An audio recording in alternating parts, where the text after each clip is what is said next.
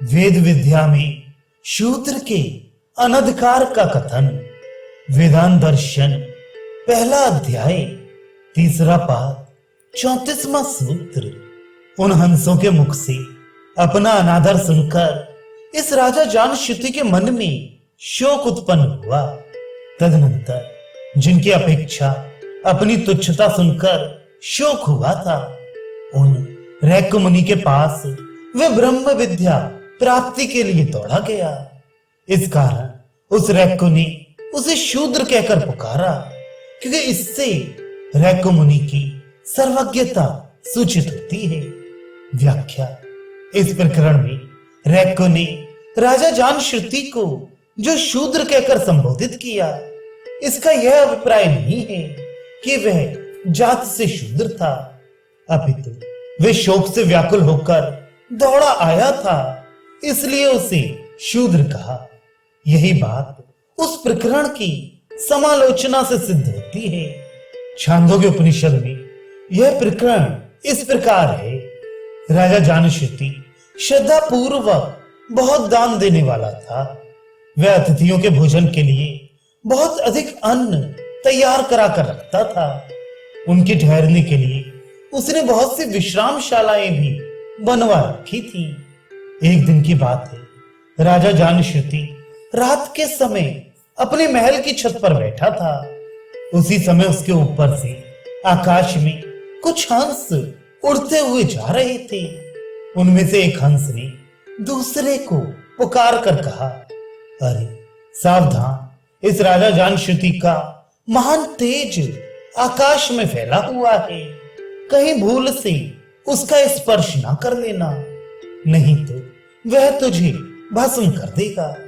यह सुनकर आगे जाने वाले हंस ने कहा, अरे भाई, तू किस महत्ता को लेकर इस राजा को इतना महान मान रहा है?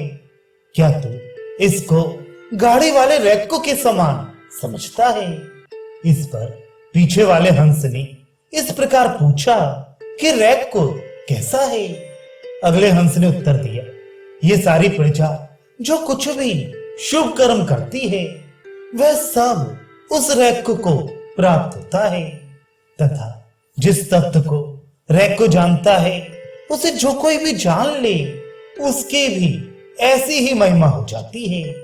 इस प्रकार हंसों से अपनी तुच्छता की बात सुनकर राजा के मन में शोक हुआ। फिर वह रैको की खोज कराकर उनके पास विद्या ग्रहण के लिए गया। रैको मुनि सर्वज्ञ थे। वे राजा की मना स्थिति को जान गए। उन्होंने उसके मन में जगे हुए ईर्ष्या भाव को दूर करके उसमें श्रद्धा का भाव उत्पन्न करने का विचार किया और अपनी सर्वज्ञता सूचित करके उसे सावधान करते हुए शूद्र कहकर पुकारा।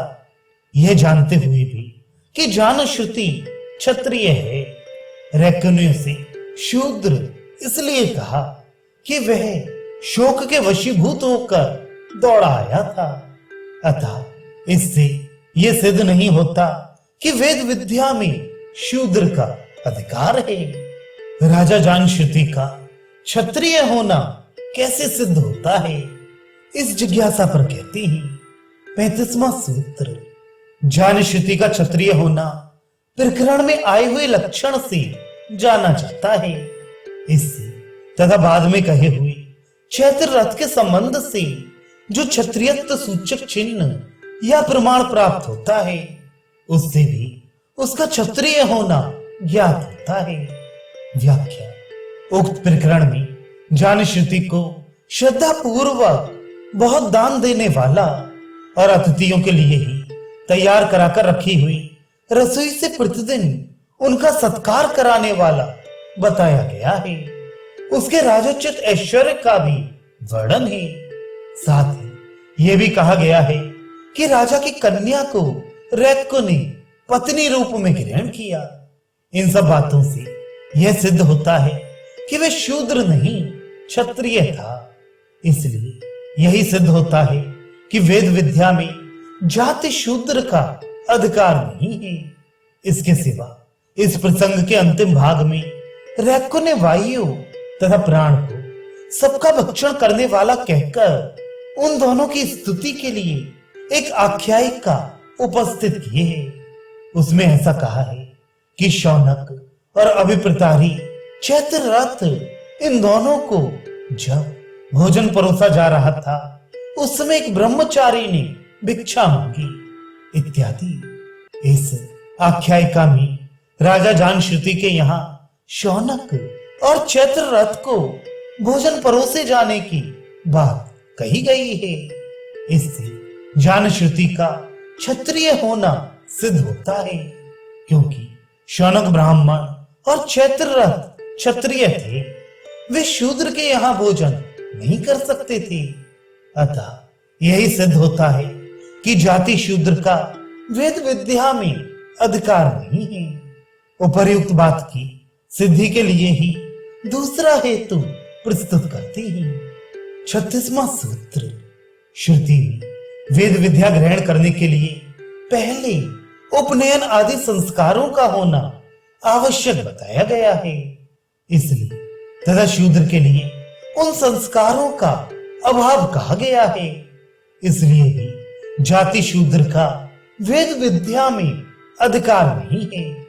व्याख्या उपनिषदों में जहां जहां वेद विद्या के अध्ययन का प्रसंग आया है वहां सब जगह यह देखा जाता है कि आचार्य पहले शिष्य का उपनयन आदि संस्कार करके ही उसे वेद विद्या का उपदेश देती हैं। जैसे उन्हीं को इस ब्रह्म विद्या का उपदेश दे जिन्होंने विधि पूर्वक उपनयन आदि संस्कार कराकर ब्रह्मचर्य व्रत का पालन किया हो।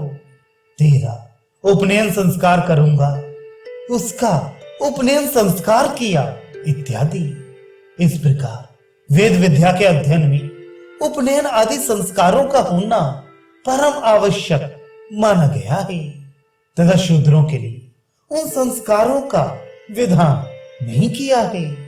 इससे यह स्पष्ट हो जाता है कि शूद्रों का वेद विद्या में अधिकार नहीं है। इसी बात को दृढ़ करने के लिए दूसरा कारण बताते हैं।